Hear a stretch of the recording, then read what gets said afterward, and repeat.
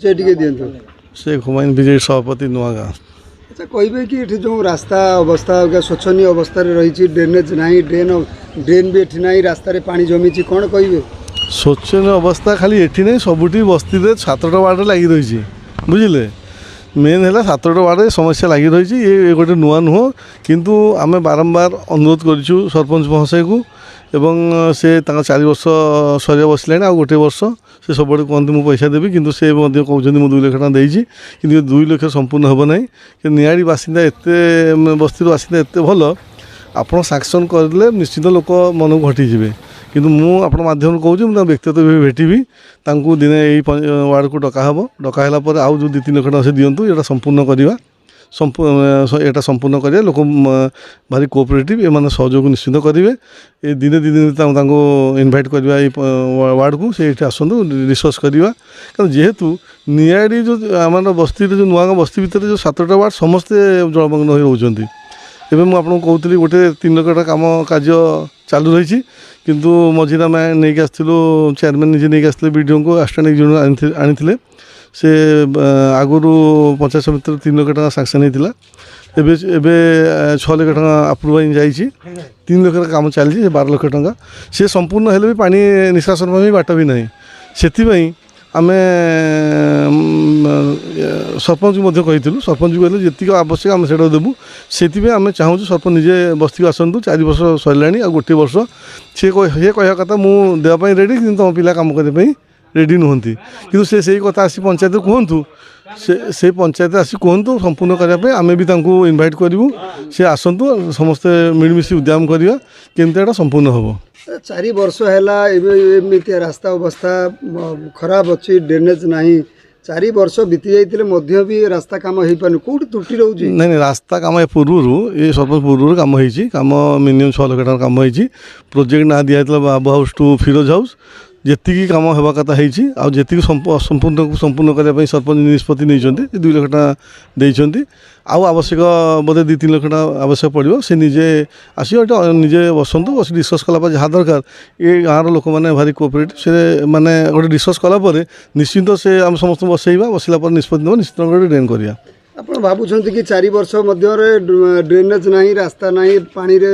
जीवा आसिया कर पानी रे किंतु गोटे वर्ष रे संपूर्ण काम हो पारे कि आप आशा रखिंट जदि एंडिंग पॉइंट पैसा दौर कम कौन कहीं न हो पार कि खाली यही गोटे वार्ड माने समस्या नुह ये वार्ड देती नायक सरपंच 2टा या पूर्व नायक सरपंच थे एबी भी जड़े नायक सरपंच अच्छा ये वार्ड कम 4 वर्ष मध्य किसी ना कि जदि सांक्शन हो जोटा कहते सब गोटे आस कौन ना एनक्रोचमेंट भैकेट करने जो कहते हेबा बड़ कथा नहीं कि सांक्शन हेले लोक आपे पड़े आप देखो बंगाणी से आरंभ है नुआगाँ पंचायत जी सीमित से भंगा किंतु कौन सांक्शन फाक्शन किसी ना सब भांगी पकड़े तापर निआड़ी आसला बेलू से बंद करदे ये पात्र अंतर कले किंतु समस्त ट्रेन समस्या अच्छी से मुझे बारंबार कही एनएसी निहाती दरकार रोचे प्रशासन ना जनसाधारण नहीं दायी प्रशासन जनसाधारण दायी जनसाधारण चाहूँ कम करने आपण काम देले लोक आपे आपे पढ़ेबे से सरपंच डका हो किए एनकरेजमेंट कर मैंने एनकरेजमेंट करें कहवा जी ट्रेन आवश्यक अच्छे निश्चित छाड़े निश्चित संपूर्ण हम कहीं किंतु जदि खाली भांगीदेवा कौन बड़ कथा आप सब भांगी पकेबे जदि निआड़ी बजार मेन रोडटा एनकरेजमेंट भांगी पार बस्ती कंदीकड़े तो आप ड्रेन दिंतु ये मिनिमम 2 लाख टका देते आउ 3-5 लाख टका हेल्ले संपूर्ण नई पड़ पार निहाती आवश्यक ड्रेन पूरा आवश्यक आम आप मध्यम गणमाध्यम माध्यम आम जनाऊँ से आम भी भेटू आम कहूँ कि दिने 2 दिन से आसतु वार्ड बस डिस्कस करवा जहाँ जी दरकार से भी दिंतु आम मिलमिशी ये वार्ड पिला माने करेंगे। मो घर नुआगाँ मौजारे मो वार्ड हूँ 12 नंबर वार्ड बर्तमान जो रास्तार समस्या है जीवा आसिया को भारी असुविधा होची एठी गोटे आमर नई कूड़े मस्जिद अच्छे आम प्रार्थना करा 5 थर आसिया को बहुत असुविधा होची पिला माने स्कूल अच्छी मदरसा अच्छी मस्जिद पढ़ाई कि पिला जाउछंती 4टा बेले